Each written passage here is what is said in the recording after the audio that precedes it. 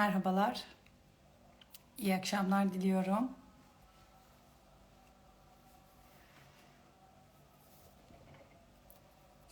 Hepiniz hoş geldiniz.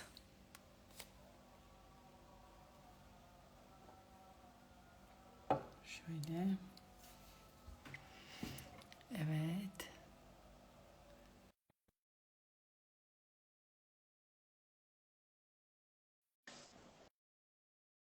Merhabalar, hoş geldiniz.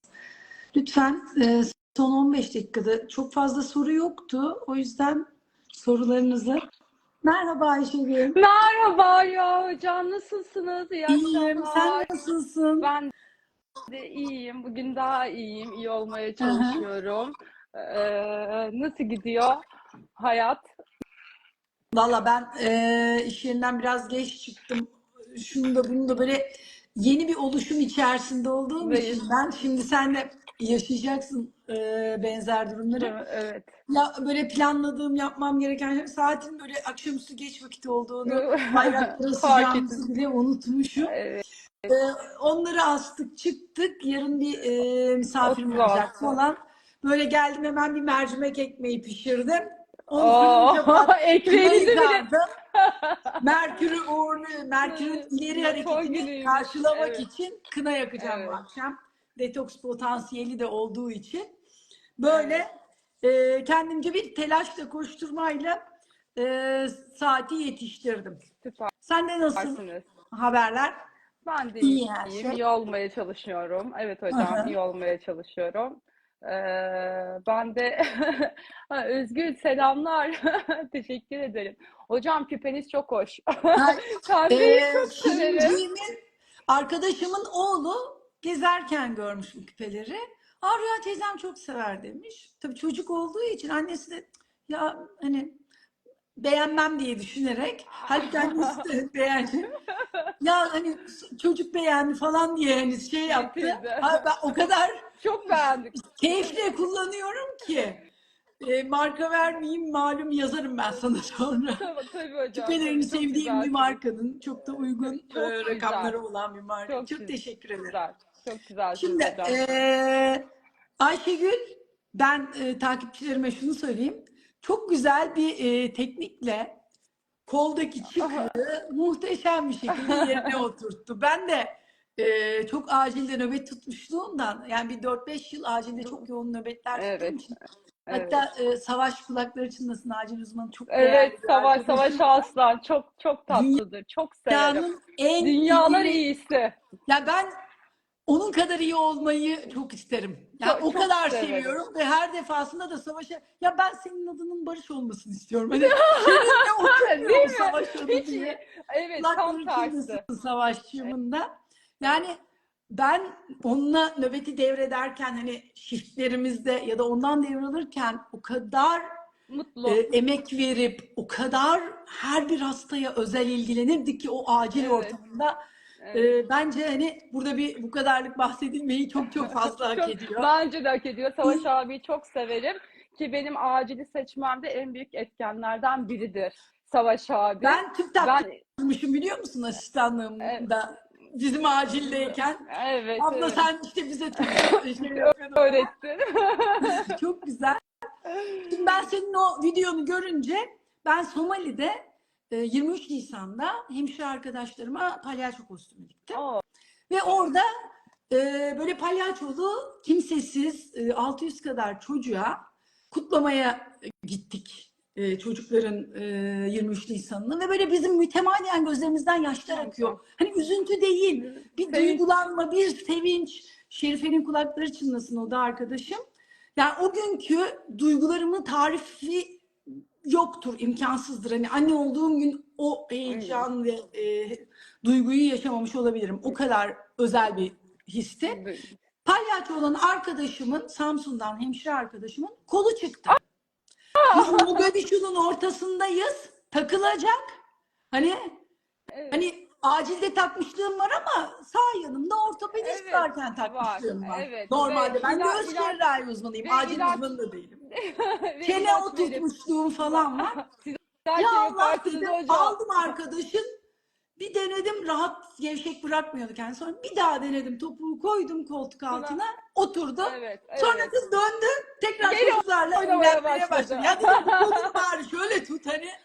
Yoksa Aynen, sabitlemesi hastaneye de lazım. uzaktayız. Evet, Velhasıl ben zaten uygulamalarını ve anlatımlarını çok beğeniyordum. çok Biz de teşekkür ederiz Instagram'dan hocam. inşallah canlı canlı da Canlı nasip olur. canlı ben her defasında teşebbüs ettim ama olmadı bir türlü. Nasip değilmiş Gerçekten demek ki. nasip değilmiş ama sizi gönülden, iyi ki sosyal medya var dediklerinden, candan, o Sağ kadar olun. kalpten hissettiğim arkadaşlarımızdan birisiniz. Ablamsınız yani, Canım. öyle söyleyeyim. Hatta Öyle öyle. her yerde şey derim, Tuğba DR Güleç'ti. Onu da Evet çok evet evet. severim. Evet. O da Sen boncuk ya. Boncuk Boncuk yani. çok tatlı. Sen benim gençliğimsin. Ben orta yaş.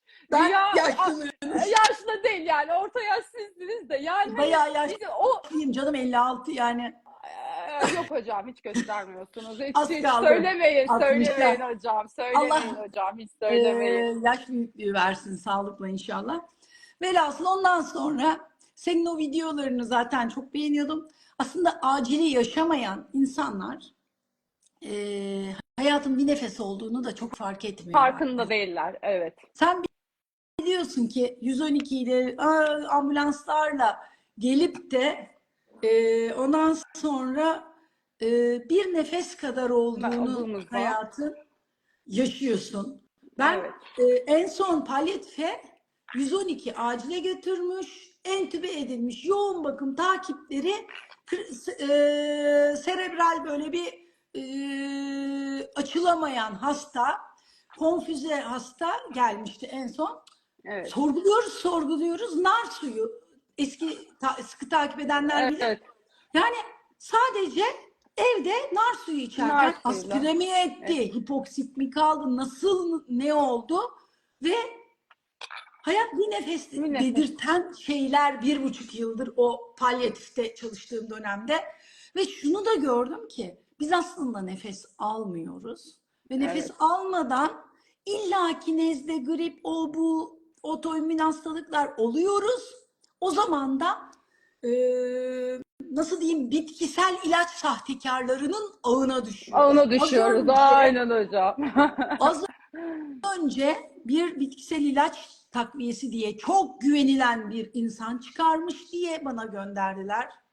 Ve hani içindeki magnezyumun hangi formda olduğu, B12'nin hangi formda olduğu, hangi bitkiden elde edildiğine dair bir şey yok ve 23 bin lira fiyat koymuşlar. Hani kimin neyi ürettiği belli değil. Bizim ülkemizde bir de şey vardır ya, pahalı ilaç kıymetlidir, pahalı doktor kıymetlidir, Evet. ameliyat ederse daha önemlidir. Evet. Yani içler acısı bir durum. Bir şey bedavalaştığı zaman değerimiz kalmıyor hocam. Yani bu Aynen nefeste öyle. de öyle. Şifa burnumuzun ucunda, her yerde simgeliyorsunuz. Ben her yerde Canım. hocam, ben sizin kitabınızı 20'li set olarak almıştım. Ya Her şöyle çok basit olsun hediye istedim. ediyorum. Hocam kan gazını bile anlatmışsınız. Her şeyi anlatmışsınız yani. Yani Çok güzel. halka yazdığım gibi aslında ama ben akciğeri ameliyat eden bir doktor olarak nefesin ne kadar çok parametreye bağlı olduğunu, hani bugün şunu şu kadar aldık da yarım saat sonra inhale ettiğim belki bir küfle şurada trakeamın Bitti. kapanabileceğini kendim için bile garanti edemiyorum. Bugün muayeneye gelen kliniğimde bir hastam, o kadar güzel dönüşlerim var ki muayene olan hastalarımdan. Nezle grip gibi bir durumu böyle vardı. Üst solunum yolu enfeksiyonuyla uyumlu. Muhtemelen alerjen kökenleri de vardı. Bir takım şeyleri düzenledim. Ben diyor hayatımın ne kadar diyor 2 kutu antibiyotik bitirmeden bu durumdan 15 gün serilmeden iyileşmezdim. Mucize gibi inanılmaz bir şey. 4 günde, bu arada fitoterapi videosunda anlattığım sarımsaklı bir kürüm var. Onu da önermiştim. Yani evet, fitoterapi bir mucize Ama nefes en büyük Evet, mucize. evet, aynen. Herkes evinde lütfen Triflo bulundursun. Yani hani Biz bu derken, bir biz konuşurken siz yapın lütfen. siz yapın, aynen, yanınızda bulunsun. Gerçekten bir nefes kadar bir ömrümüz var. Bir nefes kadar yaşıyoruz. Anlarımız bile bir nefes kadar. Bir anlık o son nefes, yani ilk nefeste geldik bu dünyaya. Rabbimin bir nefesi olarak geldik. Son nefesimizi verip gideceğiz öbür dünyaya. Ve o nefesin kıymetini bilelim arkadaşlar. Tabii Rüya Hocam her Değil yerde mi? anlatıyor. Ve Acilde Ayşegül'cüm, hani takipçilerimiz evde, atıyorum, ateşleri yükseldiğinde ya da bir sıkıntı, bir yanlarında ağrı hissettiklerinde, tamam, biz zaten, ben anlatıyorum trifloyu yapmayı, e, bilmiyorlarsa da küçük nefesine teşekkür, 6 dakikalık video yani ve çok kısacıcık, her şeyi çok net anlatıyorum. En çok sayı ve süreye takılıyorlar. 3-5 bunu çalışsınlar. Burunlarından güçlü olarak, burunlarından vererek, mırıldanarak vermek çok önemli. 8 sinüsünde birden silyalı epitelinden nitrik oksit salınması anlamında anında. bir ilaç oluştursunlar. Ama onun dışında evde yapabilecekleri ne olursa, hani başları döndüğünde, ateşleri yükseldiğinde acil olarak ne yapmaları lazım? Hocam öncelikle teşekkür ederim. Bugün sorularda da çok güzel sorular da aldım ben. Böyle maymun çiçeğinden tutun ki Hı birkaç hı. yerlere kadar. Ben ev kazalarına da değinmek isterim ayrıca. Evet. Bu Triflo'la bu arada akciğer kapasitemizi de ölçebiliyoruz arkadaşlar. Yani yaptığımız o solunum fonksiyon testi gibi. Ben 2-3 haftadır çok kötü bir gribim. Mesela şu an 3 topu kaldıramıyorum ne yazık ki. Bak İşte göstereceğim size. bıraktığında hemen tembelleşiyor. Vallahi ben, Evet yani bu kolay bence süpersiniz. ya. Süpersiniz hocam. Ben de süpersiniz. Ben yani üçüncü topta çok zor. Yani akciğer kapasitemizi görüyoruz arkadaşlar bu şekilde hastayken. Ben artık üçüncü topu kaldırmaya başladım. Artık ben iyileştim demeye başlıyorum mesela. Yani kendimizi görmüş oluyoruz. Tabii ki üstü gibi durumlarda, ateşli hastalıklarda hemen önce ilaca sarılmayalım arkadaşlar.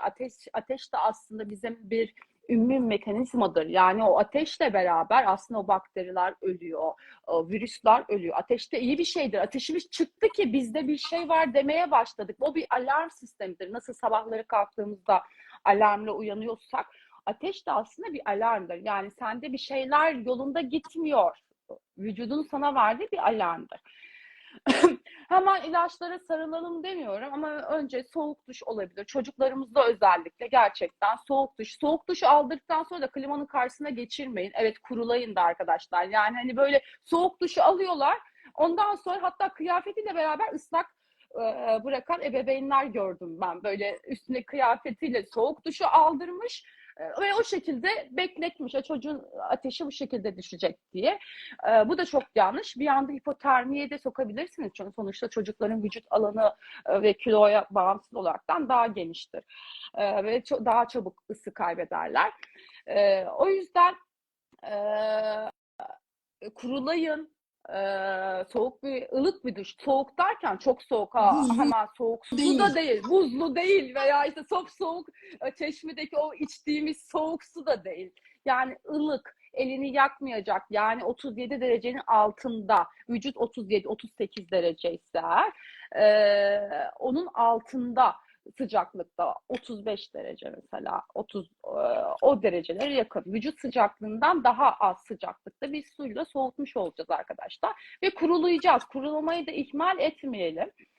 Eğer hala ateşi devam ediyorsa evinizde bence evet ateş çocuklar için, eğer çocuğunuz için, kendiniz için demiyorum ama çocuğun için ateş düşürücü bulundurun. Yani hiç açılmamış bir paket ateş düşürücünüz Evet. olsun.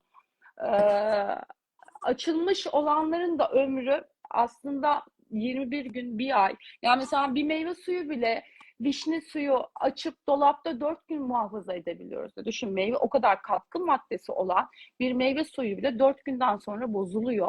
Hı O hı. yüzden bu ilaçlar da tamamen bozulmuyor ama etkinliği %100'se, %90'sa %60'a 70'e kadar düşüyor. Mesela anneleri görüyorum, diyor ki hocam diyor işte bende vardı, ben açıp dolaba koyuyorum sanki bu yemekmiş gibi dolapta, elinden gelse Tencere buzdolabı. bir daha ısıttım koydum ki o bile tehlikeli. O bile, evet evet, yani diyorum ne zaman açmıştın hiç bilmiyorum diyor, belki diyor geçen sene, belki diyor 6 ay önce, yani ve diyor ondan verdim de diyor çok da böyle diyor şey olmadı, bir daha verdim diyor. Yani arkadaşlar, elinizde açılmamış bir kutu olmasını tavsiye ederim Bu çok özellikle. önemli bir nokta Ayşegül. Gerçekten hani almıştım, bugün verdim, bir ay sonra buzdolabından hiç çıkarmadım Bir deyip ay de sonra atmayın.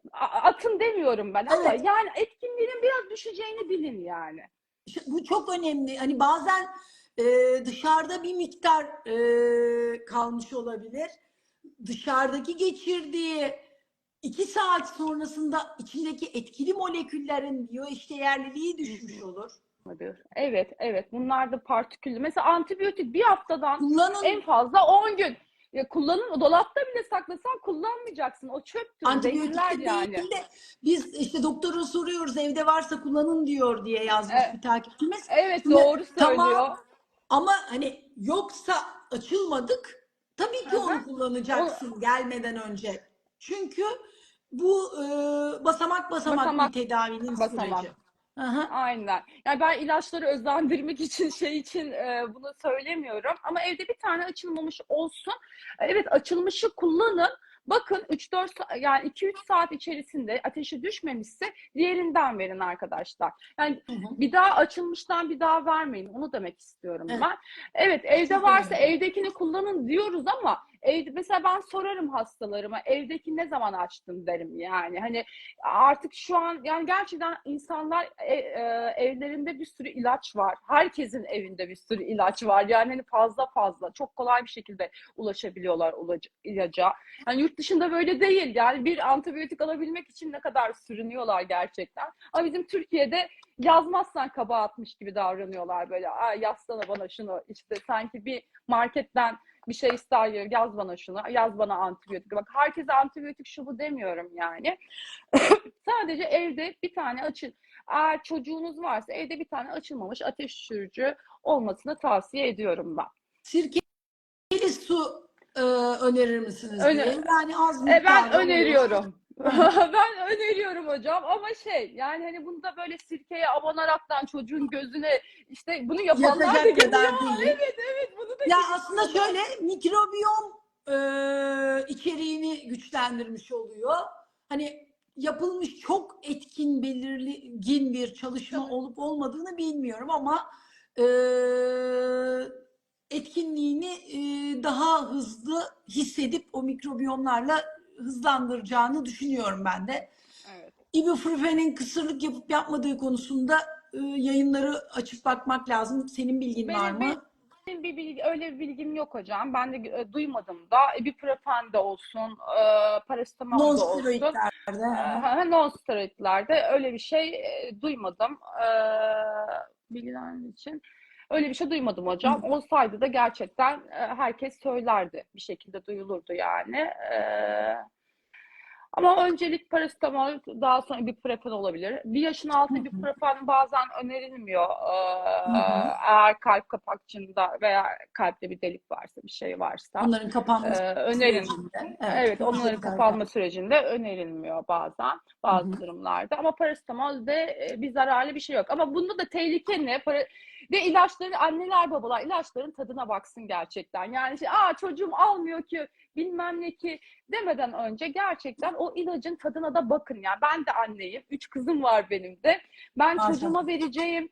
Teşekkür ederim hocam. Sizin de çok güzel oğlunuz var. Çok yakışıklı oğlunuz. Sağ Gelininiz. olasın canım benim. Allah Ay, İnşallah sizin, bağışlasın hepimizinkini. Hepimizinkini. hepimizinkini hocam. İnşallah sizin yaşları da gelebiliriz. O yaşları görebiliriz inşallah. Ya şu an çok Böyle küçük gözünü oldukları için kapattın, açtın, bir geliyor. nefes kadar. Bir Geliyor. nefes kadar yani. Ve Nerede kalmıştı? Çocuklar içmiyorsa tadına Ha, bakmak. içmiyorsa tadına bakın arkadaşlar. Yani hani herkes her şeyi içecek diye değil. Sevdiği ilaçtan, yani aynı etken maddesi olur. Sevdiği ilaca doğru yönelin. Ama bu ilacı da yani böyle işte şekerli, ballı, bilmem neyle böyle hani o şekilde kandırarak vermeyin. Yani o çocuklar daha sonra ona bağımlı gibi, anne ben bunu çok seviyorum her gün içeyim demeye de başlayanlar oluyor. Anne baba görmediği an kafasına dikip acile gelenler oluyor. Sonra parasetamol intokstan yatırmak zorunda kalıyoruz.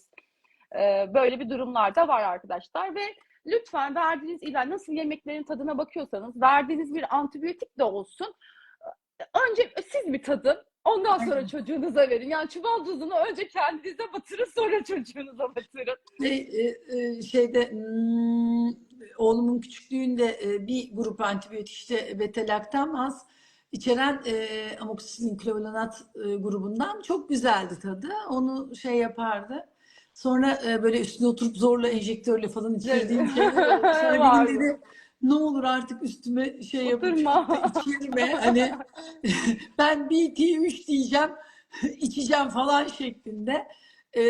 Öyle bir şurup içirmeler ve şeyler vardı anılarımda, zorlukları. Allah kolaylık versin bütün çocuk büyütenlere. Çocuk bir de Zor bir evet şey. hocam, çok zor, çok zor gerçekten, ama bir nefes kadar geçecek inşallah, biz de yani Öyle o öyle. büyüdükleri Ya zamanları şöyle tadını göreceğiz. çıkararak Evet, keyif alınan süreçleri uzatmak çocuklarla çok önemli. evet. Ben hani hep buna dikkat ettim. Mümkün olan en doyumlu şekilde yaşadım ama inan Ne kadar doyulmuyormuş. doyulmuyor, Doyulmuyormuş. doyulmuyor. Bir Yani de çok çabuk büyüyor çocuklar, gerçekten çok aynen çabuk öyle. büyüyor. Bir Yani bakıyorsun bir ya bakıyorsun daha dün büyüyor. böyleydi. O yüzden şey yok. Peki evdeki kazalardan atıyorum çarpma düşme. Ben mesela bunu senin özellikle aydınlatmanı istiyorum. Böyle kesikli, yaralı bir durum olduğunda tütün basan, toz şeker Çok döküp gelen, e, yoğurt yani koyan, çeşit sirke çeşit koyan. acile gelen insanlar Evet. olur. Evet, aynen hocam. Yani bir kesi olduğunda veya işte kanamalı bir durum var veya yanık olduğunda işte diş macunu ya zaten yanlış, kimyasal sürüyor üzerine. Ne kadar yanlış bir şey. Yani sen bir kere yakmışsın zaten, bir de kimyasallarla beraber bir daha yakıyor. İkinci yanık oluşturuyor aslında. Kimyasal yanık oluşturuyor. Arkadaşlar, yanık olduğu zaman ya bu su da olabilir veya süt de olabilir ya da herhangi bir şey de olabilir yani. Sıcak Bir su yanık o olabilir. sıcak su da olabilir, çay kahve, herhangi bir şey olabilir. Yanık olduğu zaman hemen soğuk suya tutuyoruz. Üzerine buz uyguluyoruz. Buzu da ama direkt böyle deriye temas ederekten değil, daha sonra buz uygulayabiliriz. Deriye temas ederekten değil, bir ıslak bez olabilir, bir şey olur. Onun üzerine, yani bir katman üzerinde uyguluyoruz. Veya bir yer morardı mesela, çarptım, şişti, ödemlendi. Üzerine direkt buzu üzerine uygulamıyoruz. Buz da yakar. Soğuk yanığı olur o zaman da yani. İnce bir tülbent gibi, ince bir bez üzerine o buzu o şekilde Peçete. uyguluyoruz. Peçete de olabilir. Aynen, ıslanmış bir peçeteyle de Ben olabilir. Ama aromaterapik bir katkıda bulunayım. tabii Acilde tabii hocam. ki senin Tabii. bulman Bizim şu an mümkün değil. evde hocam. Şu an ben de evdeyim Lavanta zaten. yağı, kaliteli sertifikasyonu olan bir lavanta yağı Hı hı. hem acının hem de izin iyileşmesinde lavanta yağı içindeki lineal asetatı hani doğru oranlarda sertifikasyondan geçmiş kafuru olmayan bir Hı hı. lavanta yağı çok hızlı iyileşmeyi de Lavanta. sağlıyor. Sade lavanta yağı mı hocam? Sade Başka bir lavanta. şeyle karıştırılmıyor değil mi bu diğer yağlarla? Sade Ya lavanta şöyle yağı. arnika falan eklenebilir, tamano eklenebilir. Yani özel Ha, formülleri var. Yanığın onlar, ha, enfekte olup onlar olmaması. bilmezler. Tamamen bir Mesela ayrı bilim aromaterapi ama hı lavanta hı. yağını Yani kız giderler çocuklarından zeytinyağıyla beraber karıştırırlar. İşte mısır niyoli özü. yağını evde bulundurmalı her kadının bir niyolisi, bir lavantası Bir olmalı. Hele niyoli, bir ki de lavanta. 3 kızı varsa mutlaka.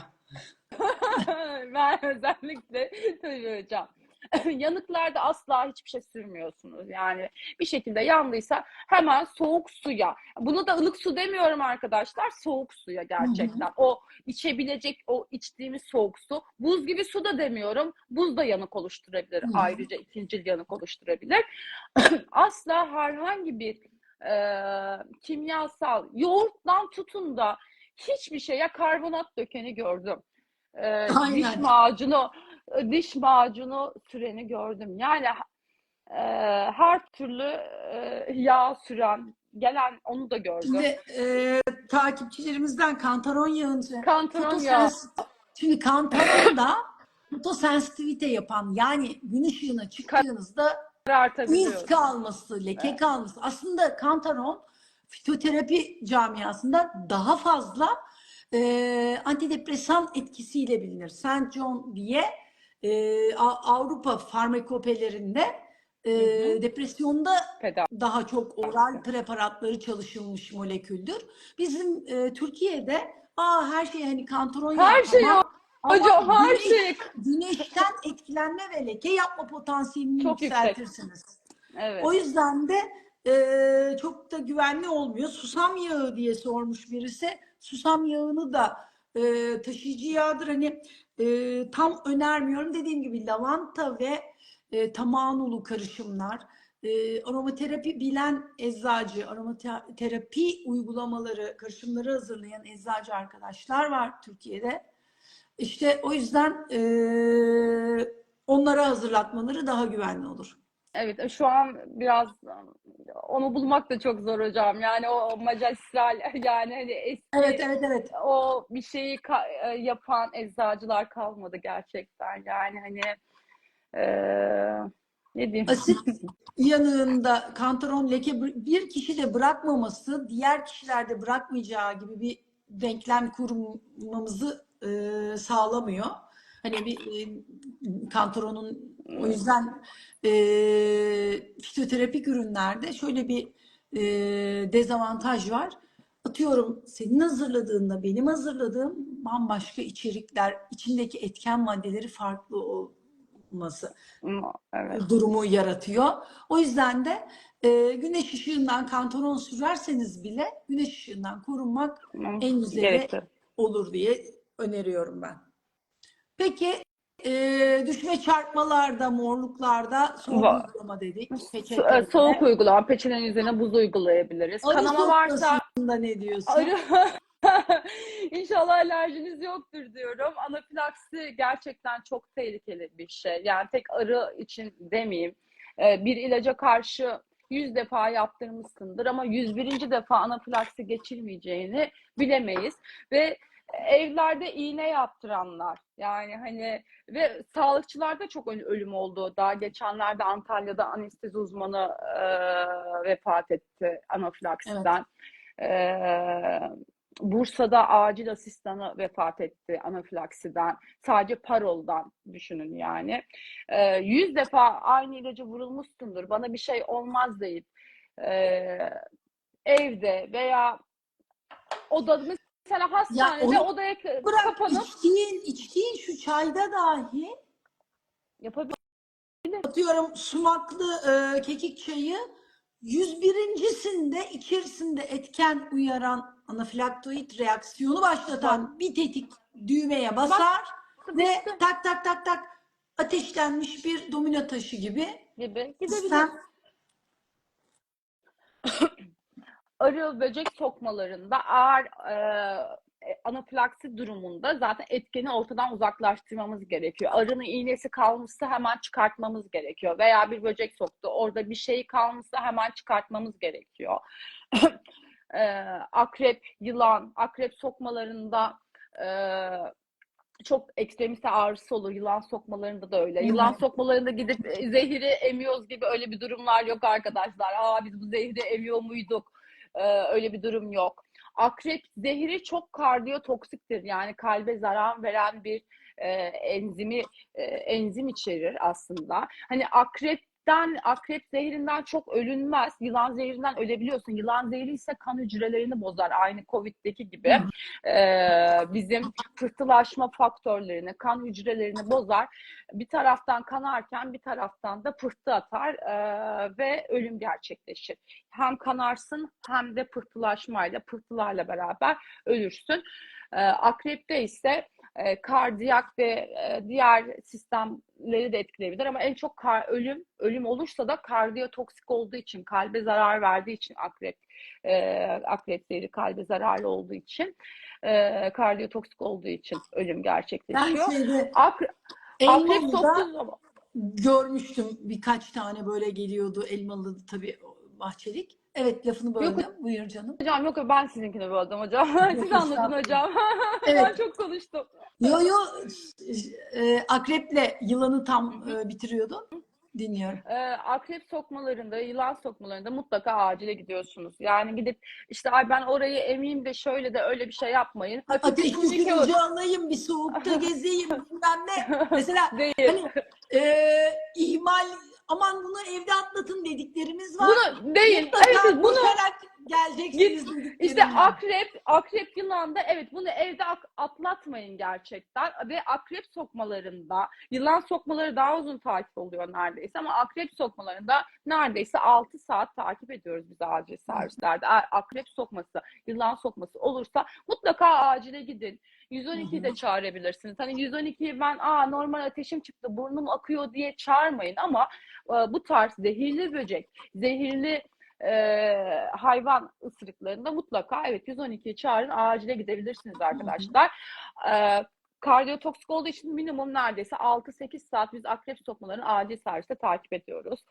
Yılan sokmalarını da öyle. Acil servislerde bunun akrep serumu yani antidotu gibi düşünelim.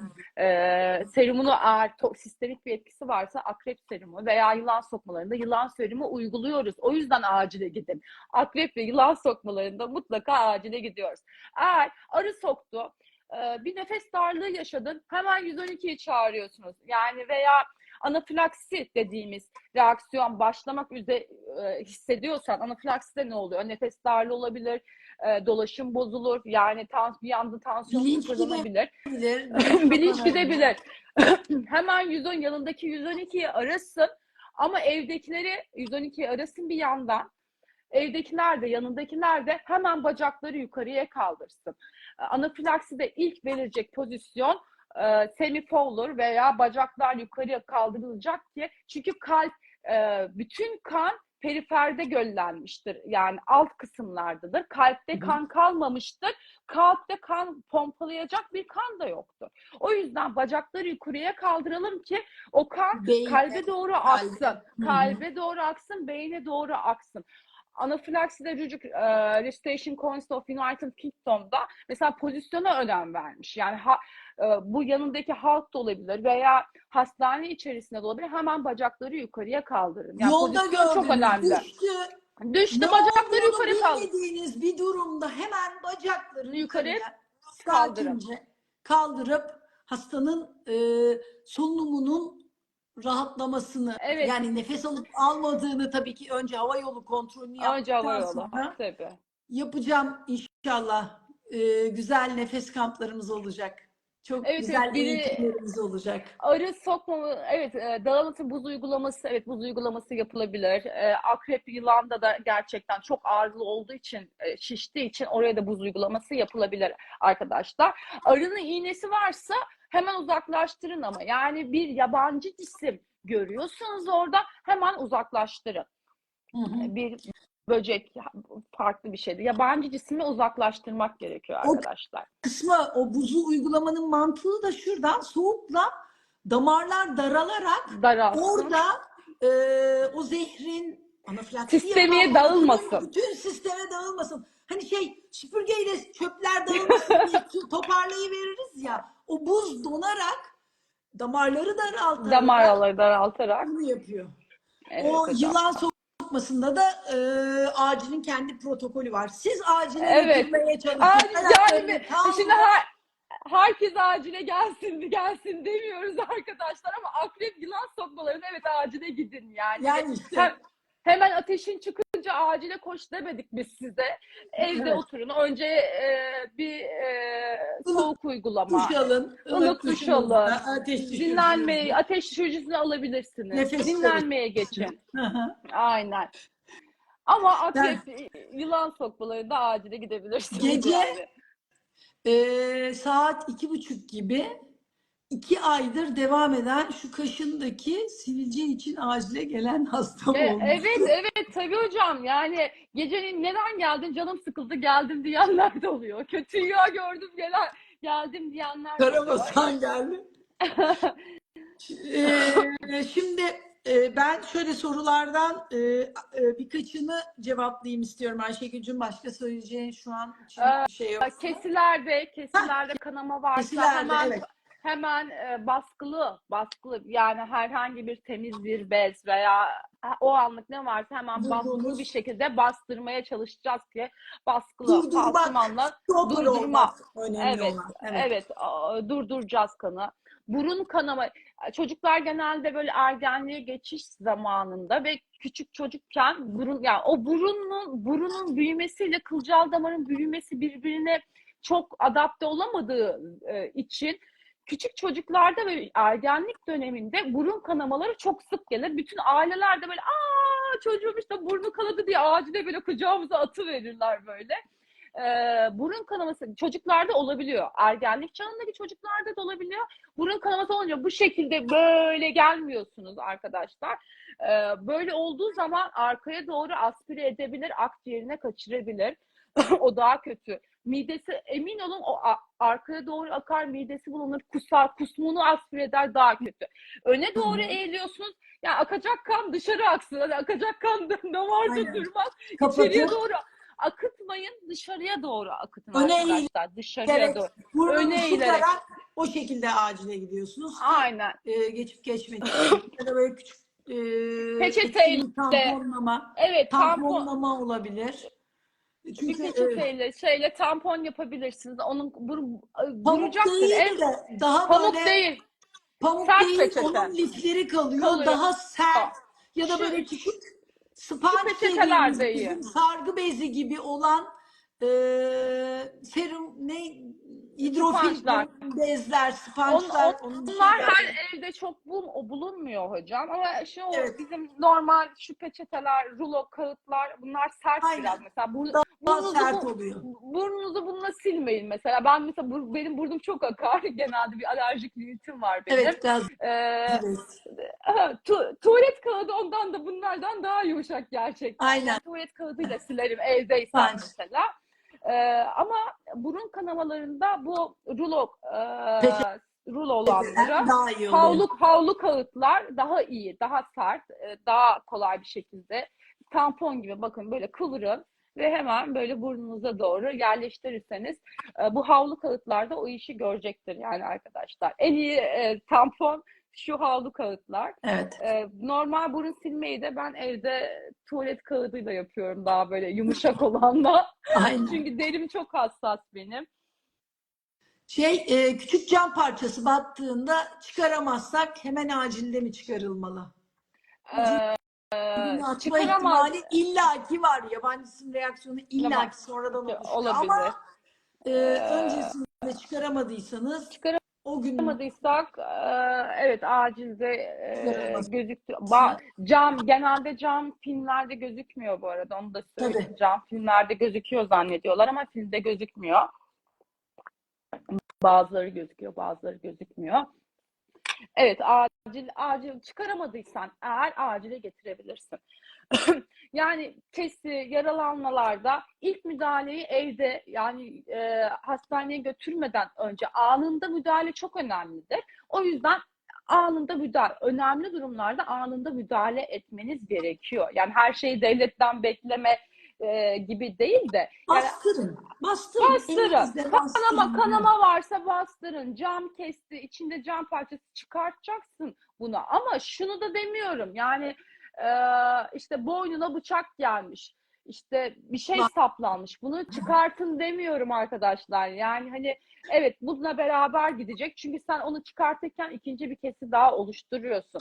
Benim de demek istediğim çok basit mesela Çok az. Ev içi Yüzeyel kalmış. yaralanmalar, Ev içi ama özellikle yüzeyel. kesici delici alet yaralanması dışarıdan Değil. birisiyle uygulanmış bir yaralanma Değil. değil. Değil. Ve arkadaşlar bunlardan bazı durumlarda gerçekten adli tutun. Şöyle mesela geçen bana bir hasta geldi. Şöyle anlatıyor bana. Ciddi 112 ambulans da geldi bir de. Benim diyor 1 yaşındaki kızım enjektörün içerisine motorun yağ çekmiş enjektörün içerisine. Onu diyor kalbime sapladı diyor. Allah'ım diyor, burada satürasyonu düşük 85-90 arası. Allah'ım diyorum yani hani bunda e, akciğer sesleri bir tarafta azalmış. Evet pnömotoraks ama acaba yağ embolisi mi oldu? Ne oldu? Kalbide mi şey oldu falan neyse. Ama 1 yaşındaki çocuk yani hani bir yalan söylüyor. Bir Anlıyorsun yaşındaki zaten. çocuk onu nasıl Çocuk yaptı? bunu 1 yaşındaki çocuk o iğneyi bir kere sana saplayıp da ya vücuduna enjekte Basamaz. edemez zaten. Basamaz zaten. Yani hani yalanı da usturuplu söylemedi yani. Hemen adliyi yapıştırdık mesela biz orada. Bu şekilde intihar girişimiyle de gelebiliyor arkadaşlar. Mesela işte bıçaklamış, üstüne düştüm. Yani bu içinize sinmiyorsa adli, yani hekim arkadaşlarıma söylüyorum. Bugün büyük kura atama olacak bugün de ayrıca. Onları da kolaylıklar diliyorum. İçinize sinmeyen, aklınıza yatmayan, tıbba, mantığa yatmayan her şeyde lütfen adlinizi de tutun. Yani büyük ihtimalle suisit amaçlı, intihar amaçlı ya da Aklınıza işte eşi yatsa da yatsa aklınıza da yatsa da amcanın biri bana bisikletten düştüm kızım dedi. Yanında değildim. Nereden bileyim kendisi? nereden? Evet, aynen öyle. Yok yok dedi, hiç dedi, gerek yok dedi. Sonradan bana işte başkası çarptı falan filan. O yüzden öyle öğrendim, hemen adliyeye çevirdim falan ama Çevirdim. o Evet, adli konusunda çok şey yaptım. Şimdi evet. bana sorulardan böyle gelen akciğer meme kanseri var, nefes terapisi yapabilir miyim? Tabii ki her insan Herkes ağzından yapsın. faşır faşır kan gelmiyorsa, acile gitmesi gereken korkunç bir durumu yoksa, her insan nasıl sokaklarda sormadan yakıyor sigarayı, tüttürüyorsa, her insan özgürce bunu burnundan boşaltıp şöyle sakince çekmeyi deneyebilir. Zehir çekmiyorsunuz, Allah'ın verdiği nefesi. Bunu çekemiyorsa da sakince gül koklar gibi burnundan nefesi alıp buradaki trik nokta sakin ve kibar olmak. Bazen hiç şu topları almadan sigara içen her insanda burnundan alıp nefesi burnundan vereceği sırada akciğerdeki balonlardan biri pıt der patlar, pnömotoraksla acile Evet. gideriz. Orada. Dizinin arasında sigara yakmıştım da der. Hani öyle olmaz işte, havanı söndürürüz deriz. Tamam. Havasını söndürürüz çünkü akciğerde hava vardır. Bunu boşaltırız. Üçüncü top neden benim kalkmıyor demiş. Cihazlar videosunda ve üçüncü top videosunda bunu çok geniş anlattım. Çeşit çeşit cihaz var. Tembelliğinizden olabilir. İşte Ayşegül ara vermiş. Hastayım bir de. Hasta olduğu Hastayım. için etkin çalışmamış. Üçüncü top inebilir, kalkabilir. Ama önemli olan bunu ölçeklendirmektir. 1 santimlik efüzyona muazzam etki eder. Çok iyi geliyor. İtiş gücü İnflamasyona gibi. tabii İtiş tabii. gücü gibi. Yani, Yani sen o ödemi, o akciğerdeki pleural efüzyon yani tabii o tabii. akciğerdeki ödemi yapa yapa sen onu ittiriyorsun aslında. İttiriyorsun. Ve Yani hani fiziksel olarak. lenf sisteminden de 20 kat koyunlarda yapılan ölçümlerde emilimini de arttırmış. Yani böyle bir şey. Direneci sağlıyor. Yani hani sen nasıl yürüyüşle veya hani hareketle senin de bu nefesle bütün drenajın sağlanıyor Aslında aslında. şuna benzetebilirim. Bak çok güzel bir benzetme buldum. Bunu ilk kez buldum. Şimdi bu su birikmiş. Bu çaydanlığın süzgüsünün içinde su var. Evet. Bu böyle düz akarken bunu böyle sallamaya başladın mı daha hızlı akar ya. Sen hareket ettirdiğinde O zaman üfleyerekten onu her üfleyerek, şeyi gönderiyorsunuz. ittirerek alttaki lenfatik parietal floradan, yani dış akciğer zarından emilimi de alt zonlardaki lenfatiklerden de emilimi artıyor. Bunu zaten efüzyon videosunda çok net anlattım. İnflamasyona da iyi gelir. Bildiğiniz parayla damardan yaptırdığınız ozon terapi etkisindedir. Kayıt Aynen. yapacağım. Bir şey Almanya'dan daha Almanya'dan Ayhan Bey merhabalar demişti. Recep Bey annesi çok iyi olmuş. Onlara da çok sevgiler güzel. gönderiyorum. Çok güzel. Evet. Ben de bir şey daha eklemek istiyorum Evet. arkadaşlar. Ben genelde kardiyolojik hastaları da çok paylaşırım sayfamda, acille alakalı. Çarpıntı evde işte ebeveynler, büyükler. Mesela benim annem SVT hastası. En son yaktırdık. Afiyet vardı. TVT'yi açar Yaktırdık. mısın Ayşegül'cüm? Supraventriküler taşikardi arkadaşlar. Çarpıntı. Yani evde çarpıntı hissi geldi. Gerçekten nabzın da böyle patır patır atıyor. Hissedersin sen onu. Kalbin yerinden çıkacakmış gibi. Çok kötü olduğunu hissedersin o an. Tabii evde ölçecek bir tansiyon aletleri de kalp hızını ölçüyor artık. Yani yeni nesil otomatik olanlar veya bizim normal iWatch'lar da Evet, eğer varsa onlar da evet. ölçüyor. Yani bunu fark edersiniz zaten. Direkt böyle atmaya başlar, çarpıntı gibi böyle bir anda hızlı hızlı nefes alıp verirsiniz. Çok Pat pat pat pat kalbin pat yerinden pat pat öyle bir pat pat pat burada bir bir çarpıntı. kuş çırpınıyor gibi bir hal gelir. Evet. Kalbin işte ventrikül dediğimiz karıncıklarının üst kısmında böyle hızlı hızlı atan kalp atımları vardır. Ben Evet. şimdi sen doktor dilinde kaptırıveriyorsun, Kaptırıyorum doktoruz ikimiz de diye. hocam, ben sanki böyle acil anlatıyormuş gibi. Ben daha çok böyle anlaşılır olması için mesela işte atıyorum işte vazoaktif intestinal peptit, işte angiotensin 2 bilmem ne falan diyeceğime şifa salgıları diyorum. Şifa salgılıyor, İşte doğru. yani o yüzden iyileşmek için kalbiniz, cildiniz, ateşiniz size sinyal verir. İşte o kalp çarpıntısı da bunlardan biri. Evet. Nefesine teşekkür et yavrum Rüya. Ne Evet. oluyor? Bir nefes kadarsın bu dünyada der bana, sana, ona. Biz Hepimize. duymayız. Hay işte acile gidelim, ne oluyor bilmem ne deriz. Tabii ki gitmemiz gereken durumlarda gitmek lazım. Onu Ayşegül de özellikle vurguladı ama en önemlisi gerçekten içinden çıkamayacağımız durumda acile gitmemiz. Evet, evet. Bir de kendimize bakmamız. Yani şu çok basit trifiloyla çarpıntı hastaları da çok Akciğer mükemmel sıvısı. işe yarıyor. Yani mesela biz acile geldiği zaman, acile mesela çarpıntıyla geldi işte hasta. Hemen defiye bağlıyoruz. Ben enjektör veriyorum. Normal bildiğin enjektör. Keşke elimde böyle 50-100 tane trifilo olsa da ya al hadi bunu kullan bakalım, hadi bunu çekelim diyeceğim gerçekten bir dahaki videomda. hastaya özel İnşallah beklerim.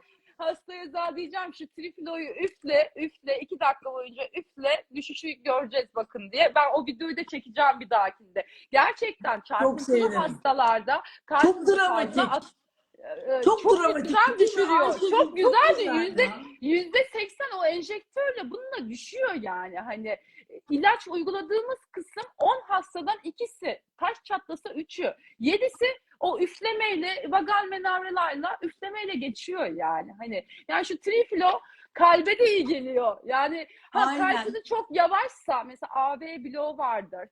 Kalp pili vardır. Kalp hızı çok yavaşsa ben onları önermiyorum. Onu söyleyeyim hocam. Eğer Tabii. kalp pili olanlar da önermiyorum. Kalbi daha fazla yavaşlatacağı için. Şimdi şöyle, kalp pili olup efüzyonu olan hastam oldu Ayşegül. Onda efüzyonu varsa, yani kalp pilinde dahi, çok düşük kalp ritimlerinde dahi mecburen nefes almadığında için. hani pilin de çalışması oksijenizasyonsuzluktan bitecek. Evet. Hani Evet. ben şimdi pek çok arkadaşımın kaygısını anlıyorum. Tecrübe etmemiş olabilirler ama ben kalp pili olan hastanın göğüs tüpü plurikan taktığım halde aşağıya bahçeye kapının önüne inip sigara içtiğini gördüm. Evet. Yani kalp pili olan, en ağır kanser olan, en ağır hasta gidip özgürce sormadan, ben biliyorum göğüs hastalıkları servisinden asansörde böyle nefesi kokarak sigara içip birinci kata merdivenle çıkacak takatı yok. Yok ama Asansörle sigara içmeye gidip sigara içmekten dönen hastalar. Ama günah yani. Değil mi? evet. Evet. Kendi bedenlerine ilk başta çok günah. Ve bunu görüyorum. Bana ulaşmak için de profilde telefon numarası var artık. O yüzden Yeriniz hayırlı olsun hocam. Yeniden yeriniz de hayırlı sağ olsun. olasın. Bekliyorum Antalya'ya geldiğinde kızlarla. İnşallah hocam, inşallah. Bu şekilde başka videoyu kaydedeceğim. Ha, Çarpıntılı hastalarda bu trifiloyu da unutmayalım. evet. Akciğerinde Onu sıvı mutlaka. olanlarda trifiloyu unutmayalım arkadaşlar. Gerçekten çok mükemmel işe yarıyor. Ramazan Başka Bey harikasınız. Sıba parası sigara molası veren hastalarımız oluyor. Ya palyatifte çok terminal bir hasta yakınına bizler görmeden düşünün nöbetçi bahçede yakınım geldi diye yakınını görmeye numarasıyla iniyor. Nefes alacak hali yok. Orada gizli saklı yakınlarının arkasına saklanıp sigara içen e, palyatifte hasta gördük. Geliyor. Uyardık. Bakın dedik işte evinize göndeririz. Evsizdi bilmem neydi falan filan bir sürü sosyal indikasyon. Şeyi de bahsedivereyim. Burun tıkanıklığında Çok iş sadece güzel. postür bile yani başımızı önümüze eğip mesela yüzüstü kapanarak yattığımda dolgunluğu ve konjesyon dediğimiz kanlanma ve tıkanıklık artıyor. Ondan sonra sırt üstü yatarak ya da ayakta şu şekilde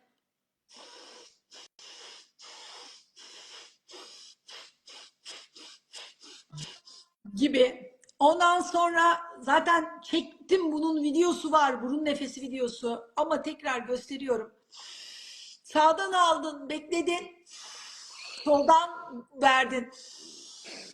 Soldan aldın, sağdan verdin şeklinde dönüşümlü nefes.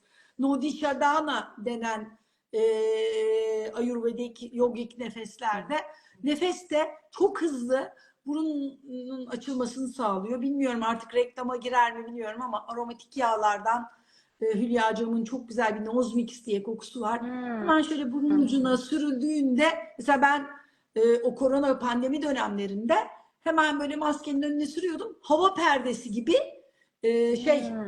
antiviral bir perde yapıyordu.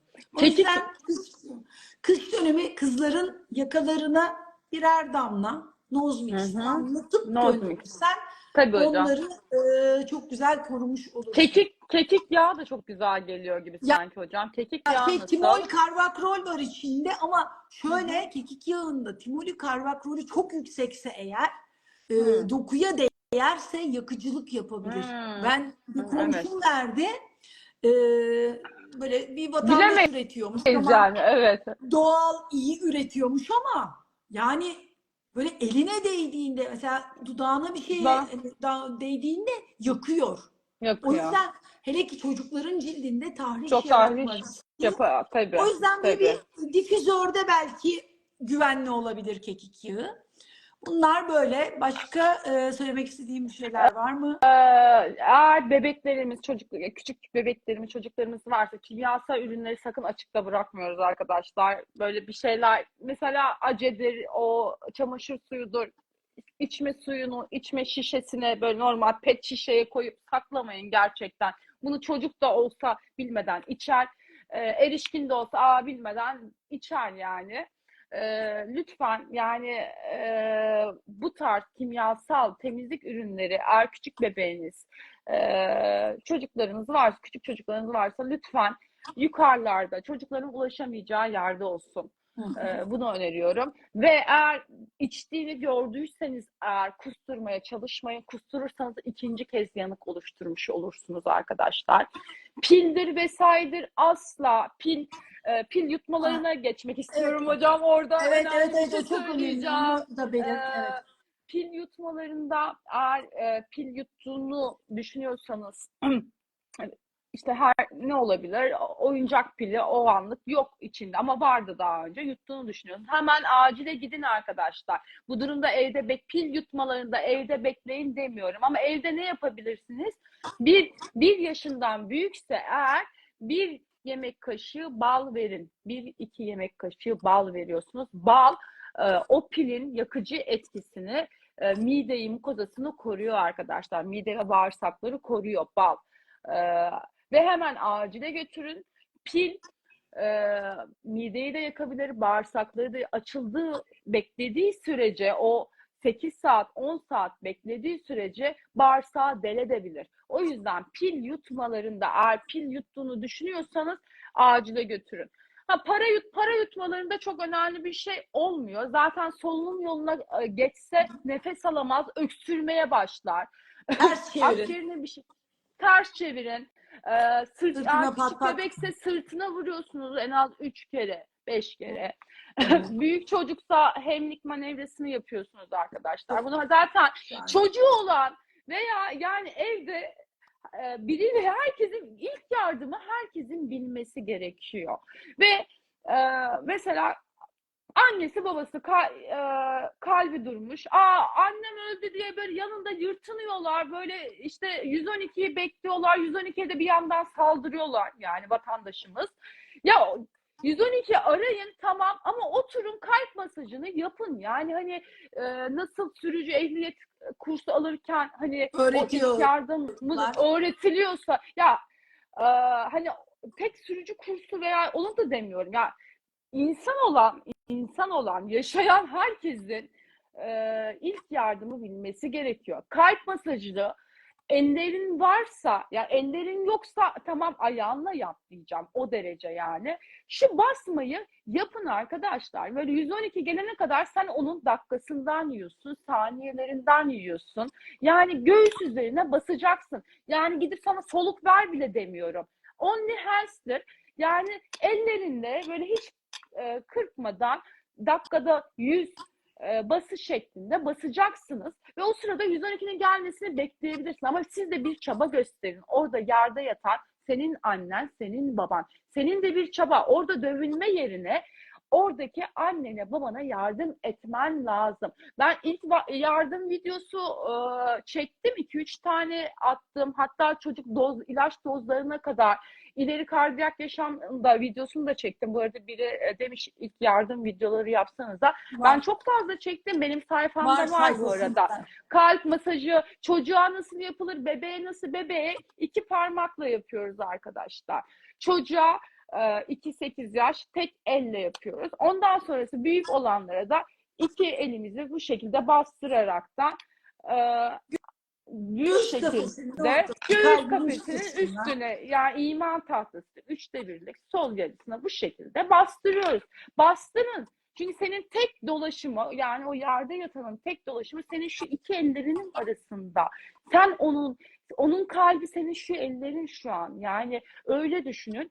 O yüzden böyle evet başına gelmediği için bilmezsin bilmem ne diye söyleyenler olacak ama orada yerde yatan senin annen babansa önce ilk yardımı senin bilmen gerekir. Ve çocuğu olan herkesin ilk yardımı bilmesi gerekiyor.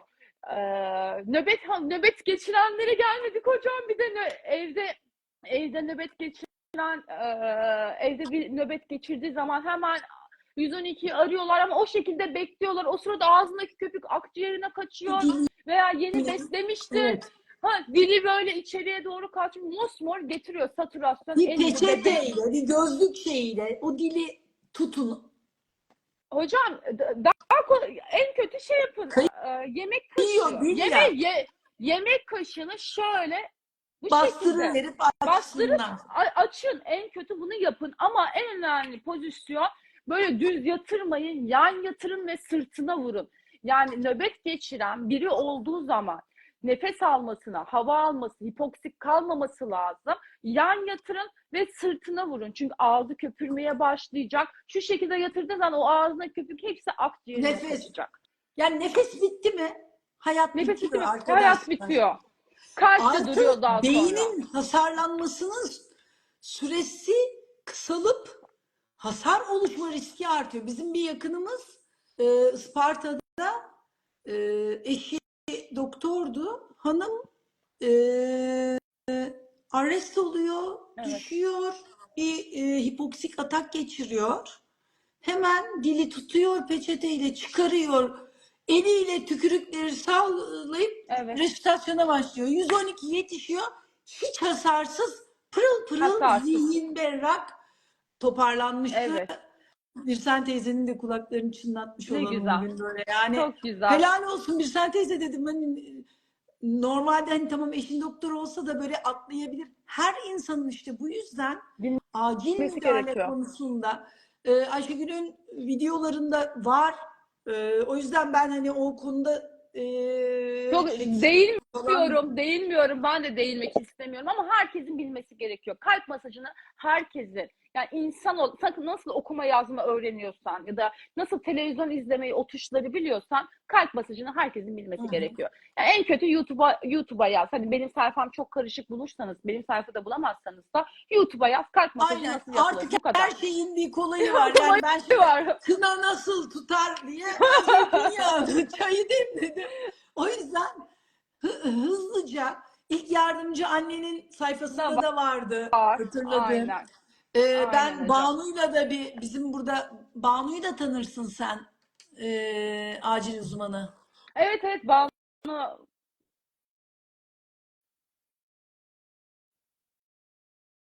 Çok özür dilerim.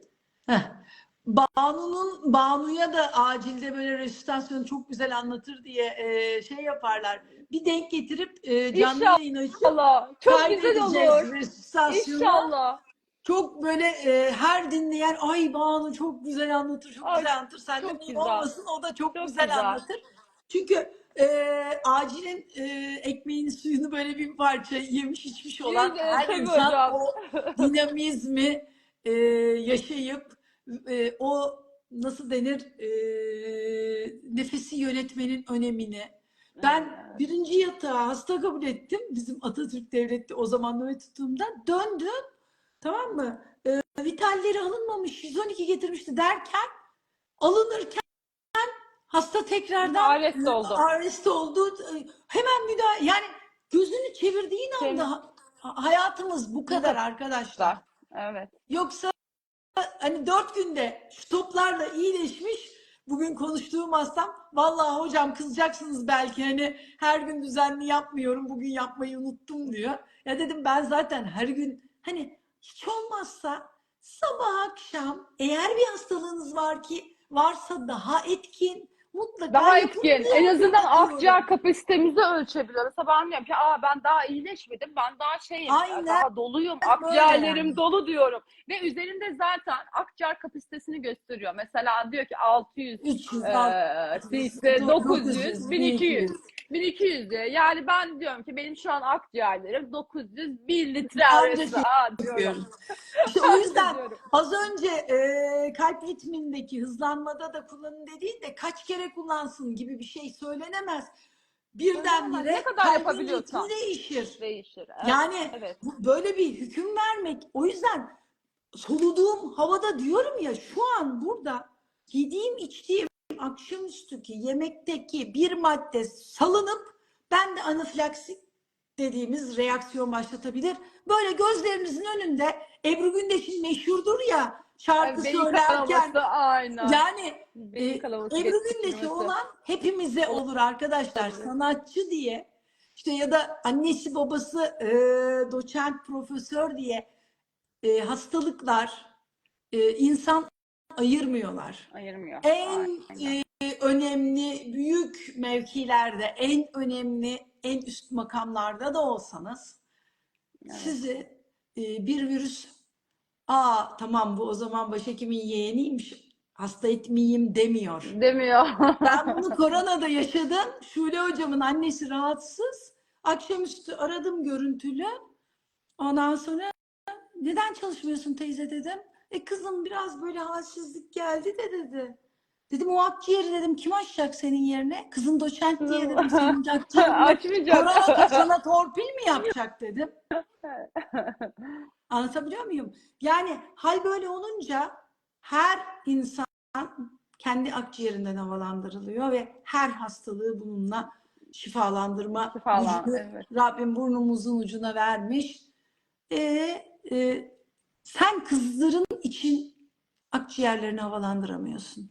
Olayın en Bu. can alıcı noktası bu. Evet, O yüzden evet, onların da seninle birlikte nefes aktivitelerini, evet. nefesini güçlendirme. İnşallah e, anne çocuk Çocuk nefes beraber çalışması tabii o yapacağım. şekilde eğitimler böyle güzel kısa eğitimler planlıyorum. Çünkü ben çocukların öğrenip nesilleri iyileştirip Evet, güzelleştirmesini çok önemsiyorum. evet. Asıl Bizler çocuklardan geldik başlamamız gidiyoruz. lazım. Evet, Elhamdülillah yaşadığımız elhamdülillah. hani tamam yaşayalım ama çocukların ve gençlerin az önce doktor arkadaşlardan birisi dedi 7 yaşında sigara ve o yalancı düdük gibi sigaraları böyle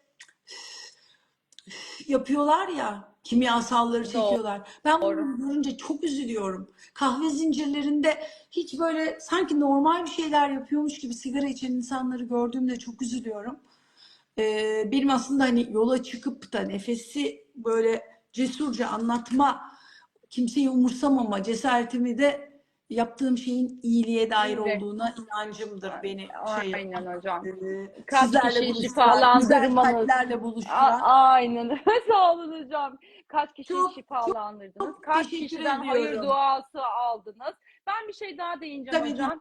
dinliyorum. Baş ağrısı olanlar hemen bir duş alayım. İşte bir beyin kanamasından geldi aklıma. Hı hı. Genç hastalarda beyin kanaması e, gerçekten çok kötü seyredebiliyor. Hı hı. Genelde o anevrizma vardır, bir şey vardır, belki o patlamıştır. Şöyle genelde bunun senaryosu nasıl oluyor? Başı çok ağrıyordu tüm gün. Sonra bir banyoya girdi. Banyoda pat küt düştü. Yani şunu demek istiyorum. Baş ağrınız çok fazlaysa, çok şiddetli baş ağrım varsa sıcak suda banyo etmeyin arkadaşlar. Bu da size önemli bir trik Baş nokta bilgi ağrısı olsun. banyo Da yok. banyo olmasın. Evet, ağrı Pis kesicinde gelebilirsiniz. orada Biz orada kokuya razıyız.